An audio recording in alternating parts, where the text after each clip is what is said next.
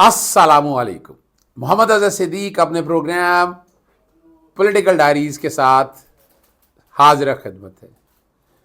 बातें तो बहुत सी हैं करने की, लेकिन कोशिश करेंगे कि आप तक असल हालात और वाक़यात बता दें और चीज़ें किस सिमत में चल रही हैं उस पर गुफ्तगू कर सकूँ। आप ज़रा समझिएगा मैंने क्या चीज़ें रखनी हैं आपके सामने। पहले तो वो समझ लीजिएगा इस वक्त हालात और वाक़यात क्या हैं। क्या मुल्क में साफ शफाफ इलेक्शन होने को जा रहे हैं? क्या वाकई साफ शफाफ इलेक्शन हो जाएंगे? क्या playing field, level playing field की तो बाद में बातें करते हैं ना, क्या प्लेइंग फील्ड मिल रही है? लेवल प्लेइंग फील्ड तो ख्वाब ही है आपको। और इमरान खान साहब को नाअहली का फ़ैसला जो है वो इस्लामाबाद हाई कोर्ट ने बरकरार रखा है। मेरे लिए ये तकलीफ दे बात है। इलेक्शन के करीब आकर ये सारा जो प्रोसेस हुआ, सियासी जमातें मानने के लिए तैयार नहीं। सियासी जमात को मानना पड़ेगा कि अगर ये मामला आगे लेके जाने हैं तो आपको क्या करना है। मैं आज वो भी बताऊंगा कि जहाँ जहाँ कागजात की नामजदगी जो है छीन लिए गए, प्रपोजर को या स्कैंडर को रोका गया और इलेक्शन के प्रोसेस को साफ शफाफ नहीं बनाया गया, इस पे इलेक्शन कमीशन की खामोशी समझ से बालातर नहीं। नज़र आ रहा है कि इलेक्शन कमीशन क्या चाहता है। मैंने इस बारे में ट्वीट भी की और मैं बार बार कहता हूँ कि इलेक्शन कमीशन को टैग ज़रूर किया करे ताकि इलेक्शन कमीशन की माइंड पता चल सके। सबसे पहले मैं बात करूँगा, अच्छा चले पहले ज़रूरी ये है कि कागजात की नामजदगी में तौसीक़ की जो बात है ना वो रेज़ कर दी है इसहाक डार ने मरासला अरसाल की, और किसी ने नहीं। किसने किया है? इसहाक डार ने मरासला अरसाल किया है। अब यहाँ से अंदाज़ा लगा लें कि इसहाक डार ने अगर मरासला अरसाल किया तो उसका मतलब क्या है कि वो चाहते हैं और उसमें कई वजूहात हैं जो वो बताते हैं वजूहात, और उसका अपना मकसद क्या है वो आप समझ सकते हैं कि उनका, देखिए वो चाह क्या रहे हैं। वो चाह रहे हैं कि ज़्यादा से ज़्यादा लोग जो उनके हैं वो कागजात नाम, यानी इतनी तेज़ी में रिक्वायरमेंट बढ़ी है और उसने जो मिसाला कहा है कि उन्होंने कहा जी 2 रोज़ की तस्दीक की जाए जमा कराने की पोलिंग तारीख में तब्दीली के बगैर शेड्यूल तरमीम कर सकता है। ये बात सही है और ये मैंने टीवी चैनल में बैठ कर भी ना ये मैंने बात कही है कि वो अपना पोलिंग डेट वही रहेगी, लेकिन चूँकि आपने बैकग्राउंड पे ये चल रहा है 20 से 22 तक थे कागजात नामजदगी और 24 से 30 दिन, ये 6-7 दिन थे कागजात नामजदगी की जांच पड़ताल के लिए। तो ये शेड्यूल आप रिवाइज़ कर सकते हैं। इलेक्शन कमीशन का इख्तियार इस पर बड़ा वाज़ेह तौर पर है और इसमें कोई सरकारी महकमों के NOC लगाने हैं, बहुत सी चीज़ों का जिक्र किया गया है। तो ये सारी एतराज़ात इतना आसान काम तो नहीं, लेकिन हैरानकुन बात है कि अगर ये सारी चीज़ें लगाएंगे तो आप चीज़ें कैसे मैनेज कर पाएंगे, लेकिन जो कि ये करने हैं। और अगली जो बात है, पाकिस्तान तहरीक इंसाफ लाहौर हाई कोर्ट भी आ गई, सुप्रीम कोर्ट में भी दरख्वास्त दायर कर दी है क्या कि कागजात नामजदगी और सारा जमा कराने के प्रोसेस में फैसिलिटेशन दी जाए। काम तो वैसे इलेक्शन कमीशन का था, लेकिन इलेक्शन कमीशन सारा सोया हुआ है, तो इसलिए आपको और हम सबको उम्मीद जो है वो अदालतों से है, लेकिन अदालतों से भी लोगों को नाउम्मीदी है। लेकिन याद रखिएगा, आज भी अगर अदालतें अपना किरदार आईनी किरदार अदा करना शुरू कर दें, ये सारा सिस्टम ठीक हो जाए। जी मैं बिल्कुल सही कह रहा हूँ आपको, सारा सिस्टम ठीक हो जाएगा, लेकिन वो करना चाहें तब है। इलेक्शन कमीशन और सुप्रीम कोर्ट ने अगर टेकअप कर लिया, अब सुप्रीम कोर्ट में चीफ जस्टिस साहब तो है नहीं, acting chief justice Sardar Tariq Masood साहब हैं, और वो जब इस मामले को अब टेकअप करते हैं तो जो कमेटी होगी, जो सुप्रीम कोर्ट प्रेसिडेंट प्रोसीजर, ये बड़ी ज़्यादती हुई है। वरना ये इस्तेहकाक chief justice acting chief justice का अब क्या होगा, जस्टिस सरदार तारक मसूद हेड करेंगे, जस्टिस जाजुल हसन होंगे और जस्टिस सैयद मंसूर अली शाह है। तो अब देखना ये है कि जो बड़ी आइन की बातें हो रही थी कि साफ शफाफ इलेक्शन होंगे, बड़ी बुलंद दावे हुए, क्या वो हो सकते? अभी तक तो नहीं हो रहे और यहाँ हमारी अदालतों की खामोशी है। ये यानी इस पर अगर आपने सुओ मोटो नहीं लेना, अगर आपने इस पर वो इख्तियार नहीं इस्तेमाल करना, कब करना है? मैंने लाहौर हाई कोर्ट में भी दरख्वास्त दायर की हुई है, 62-63 पे अमल दरामद की, लेकिन अभी तक ना कोई, यानी मुझे सिर्फ इतना बताएं कि मैं अगर किसी कैंडिडेट के बारे में एतराज़ उठाना चाहूँ तो दोहरी शहरी मेरे पास डाटा कहाँ से आएगा? वो टैक्स डिफ़ॉल्टर है, मेरे पास डाटा कहाँ से आएगा? वो सज़ा याफ्ता है, मेरे पास ये कहीं ना कहीं प्रोफाइल में बनाने का मैं 2013 से कोशिश कर रहा हूँ। ये आज 10 साल हो गए मुझे इस जंग में, इस जदोजहद में मैं कामयाब नहीं हो सका, और ना ही इलेक्शन कमीशन।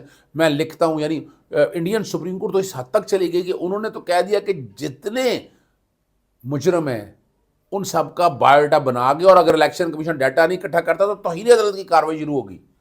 मैंने लाहौर हाई कोर्ट में दरखास्त की दायर की हुई है। अब देखें सुप्रीम कोर्ट इस मामले में क्या करती है। सुप्रीम कोर्ट इस मामले आगे नहीं, मकसद ज़रा समझिएगा, मकसद बड़ा वाज़े तौर पर है। हम क्या चाह रहे हैं? हम चाह रहे हैं आइन साफ शफाफ इलेक्शन हो। आइन का आर्टिकल 218(3) बैकग्राउंड पे चल रहा है। इलेक्शन कमीशन की जिम्मेदारी, इलेक्शन कमीशन अपनी वो जिम्मेदारी पूरी नहीं कर रहा है। अगर वो पूरी जिम्मेदारी कर रहा होता था तो फिर हालात ठीक होने थे। अगली जो बात है वो आपके सामने वो मैं आखिर में बताऊंगा। मैंने टीम को कहा था बैकग्राउंड में कुछ चीज़ें चल रही हैं, वीडियो आप सारी वो देख चुके हैं, ट्वीट भी मैं कर चुका हूँ कि जहाँ जहाँ जो सोशल मीडिया पे चंद रिपोर्ट हुए हैं, मैंने उसमें से चंद सेलेक्ट किए हैं बताने के लिए कि साफ शफाफ इलेक्शन इस मुल्क में। और जो ये सोची बैठे हैं कि पाकिस्तान तहरीक इंसाफ इलेक्शन का बाइकआउट कभी नहीं करेगी और ना उसे करना है, क्यों इलेक्शन का बाइकआउट किस लिए करना है? तो वॉक ओवर दे दिया आपने, फिर तो वो जो बदमाशी करनी है वो कर जाएंगे, फिर 2 तिहाई अक्सरियत भी आ सकती है, फिर तो आप प्लेट में रख कर उनको दे रहे हैं। इमरान खान साहब की जो हम देख रहे थे बात, आप दादा लगा ना, ये ज्यादती है ना, ज्यादती इस कॉन्टेक्स्ट में कि नाहली वाला फैसला तो नॉमिनेशन पेपर से पहले आ जाना चाहिए था। कब दिया है उन्होंने? यानी सिर्फ एक दिन रह गया है, उस वक्त नाहली का बरकरार रखी है। और सुप्रीम इस्लामाबाद हाई कोर्ट का ये ओपिनियन है भाई, फैसला ही अगर आप देखिए, अगर मेरिट पे अगर देखें, सस्पेंड कर दिया हुआ आपने। अगर आप समझते हैं, देखें इस्लामाबाद हाई कोर्ट से ये मैं तकाजा, मेरा मुतालबा है, तो वो मेन अपील लगा देते। मैंने ये भी तकाजा किया, वो मेन अपील लगाकर, मैं पहले दिन से बात कर रहा हूँ कि मेन अपील लगा के ये डिसाइड कर दें। यानी ये जो सजा है ये मेंटेनेबल ही नहीं है, ये रहनी ही नहीं है। इमरान खान बड़ी ज्यादती हुई है इमरान खान साहब के साथ, लेकिन सजा नाहली जो है वो मुअत्तल नहीं की है, नाहली बरकरार है। नाहली इमरान खान साहब की क्या है, दो तरह से नाहली इमरान खान साहब की चली आ रही थी। एक तोशाखाना इस्तगासा से पहले, ये 2 अगस्त को गैर कानूनी और गैर आइनी तौर पर speaker national assembly reference Toshakhana के हवाले से मोहसिन शाहनवाज रांझा वगैरह की साथ से जो गैर अपने इख्तियार से तजावज़ करते हुए स्पीकर ने रेफरेंस भेजा। इलेक्शन कमीशन ने इतनी स्पीड दिखाई कि उन्होंने 4 अगस्त से शुरू किया, 19 सितंबर को इमरान खान साहब को सज़ा दे दी। सज़ा 2 तरह से, सज़ा चलें फैसला दे दिया, यूँ कह रहे हैं 137 के तहत है कि 120 दिन के बाद अगर कोई मटीरियल रेगुलेटरी नहीं तो आप मामला तो लेकर नहीं चल सकते। लेकिन क्या किया यहाँ तो इलेक्शन कमीशन से आगे चला गया, यानी 120 दिन से आगे, और स्पीकर के रेफरेंस को बुनियाद बनाकर टेकअप कर लिया। अब ये जुरिसडिक्शनल मामला था, नहीं डिसाइड किया उन्होंने। इमरान खान साहब को नाअहल कर दिया 62(1) के तहत, ना ये कोर्ट है ना ट्राइब्यूनल इलेक्शन में गया, कहाँ से इख्तियार उसके पास आ गया। दूसरे में इस्तगासा फाइल करने को कहा, ये चैलेंज किया गया और जस्टिस आमिर फारूक साहब ने आज तक उसका फैसला नहीं दिया जुरिसडिक्शनल इशू पे।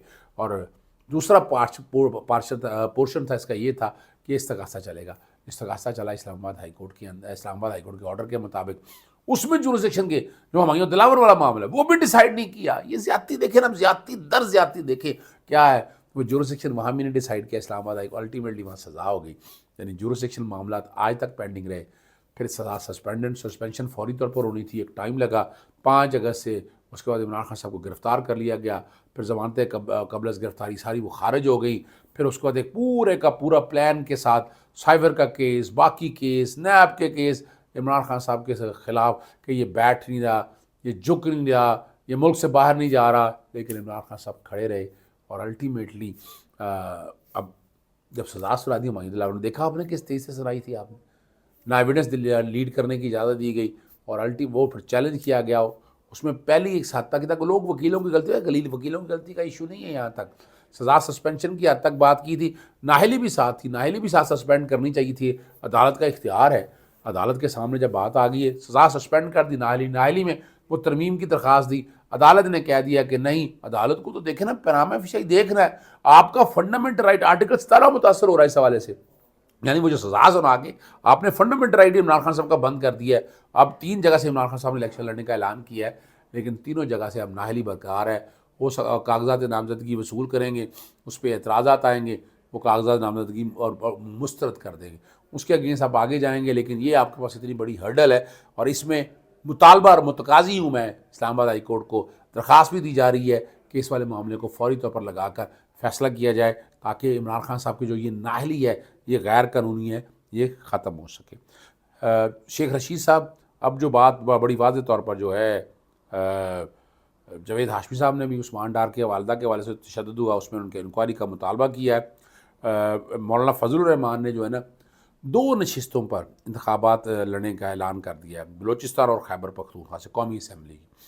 बलूचिस्तान में पश्तीन और खैबर पख्तूनख्वा अपने बाई इलाके डेरा इस्माइल साहब ये हार चुके थे, यानी इसकी इनकी पजीराई आज भी नहीं है, बड़ी बुरी तरह से हार रहे इन्होंने।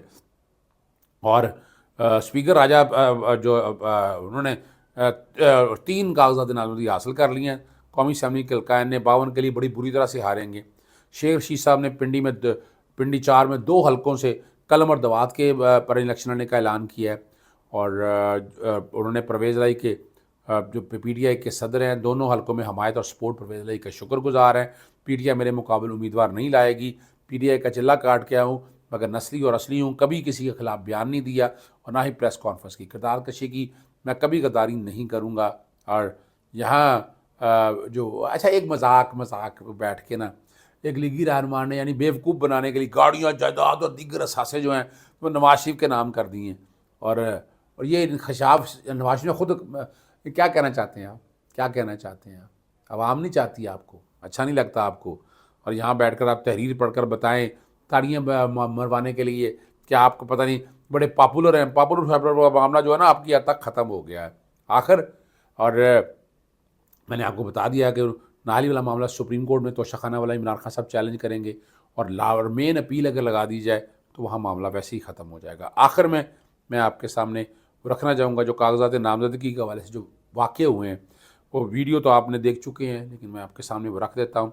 सियालकोट के जो चौधरी मुनव्वर अली गिल के बेटे हैं अली हैदर गिल को RO ऑफिसर रिटर्निंग ऑफिसर के दफ्तर से गिरफ्तार कर लिया। NA 72 और PP 49 के कागजात जमा करवाने आए थे। इन तहरीक इंसाफ के जो रहनुमा मोहम्मद अहमद चट्ठा, उनके कागजात छीन लिए गए। सदर वज़ीराबाद कागजात जमा कराने वो गए थे। और इसी तरह चौधरी मोहम्मद अली के कागजात नामजदगी PP 62 के हवाले से हैं। कागजात सियालकोट के हवाले से भी तहरीक इंसाफ के हवाले से है। राय और आपको याद है इमरान खान साहब के कागज़ लेने के लिए राय मोहम्मद अली और बिलाल उमर बोदला गए। और ये बड़ी ज़बरदस्त बात है, स्पेस में भी बात हुई कि यानी वो कागजात पर साइन कराने के लिए उनको अंदर बिठा लिया गया। लगता है जैसे कोई मिली भगत या गठजोड़ थी। इस्लामाबाद हाई कोर्ट ने जब फैसला सुनाया तब दस्तखत करके दिए गए। क्यों रोका गया? अगर इमरान खान साहब का ये कागजात नामजदगी ये फैसला आने से पहले जमा हो जाते तो क्या हर्ज था उसमें?